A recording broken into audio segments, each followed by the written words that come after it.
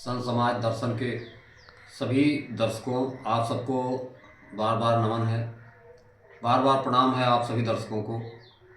दर्शकों, आज हमारी एक छोटी सी लघु कथा है जो हम आपके समक्ष रखना चाहते हैं।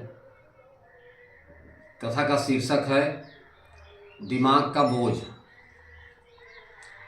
दिमाग के बोझ में आइए जानते हैं हम कि मानो कैसे तमाम बुराइयों को लादे फिरता रहता है।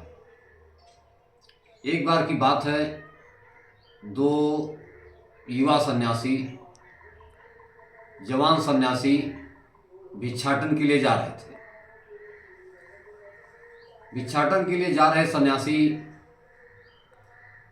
चलते चलते एक नदी के घाट पर पहुंचे और उस नदी में पानी तो कम था, स्वयं के उतर जाने भर का था, लेकिन वहाँ पर खड़ी एक युवती अपने को उतरने से डर रही थी। दोनों युवा सन्यासियों में से एक सन्यासी ने युवती से कहा, बहन जी, हम आपकी क्या मदद कर सकते हैं? युवती ने कहा, मुझे उतरने में डर लग रहा है पानी में। दोस्तों, एक युवा सन्यासी ने उसको जल्दी से अपने कंधों पर बिठाया और पानी के उस पार कर दिया। दोनों सन्यासी गांव-गांव भटकते फिरते, लोगों से भिक्षाटन करते। शाम को एक गांव में रुके। जिसके घर पर रुके, दूसरा साथी सन्यासी का अपने साथी उस सन्यासी से कहने लगा कि भैया, तुम्हें ऐसे नहीं करना चाहिए। जिस सन्यासी ने उस युवा लड़की को नदी पार कर दिया था, उसने पूछा, क्या? कहा कि सुबह जो आपने उस युवा लड़की को नदी पार कर दिया था, कोई देखेगा तो क्या कहेगा?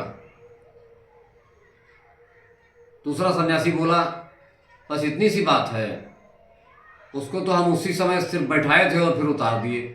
तुम अभी तक तब से लादे हुए हो, तुम अभी तक तब से लादे हुए हो। उनका साथी सन्यासी दंग रह गया।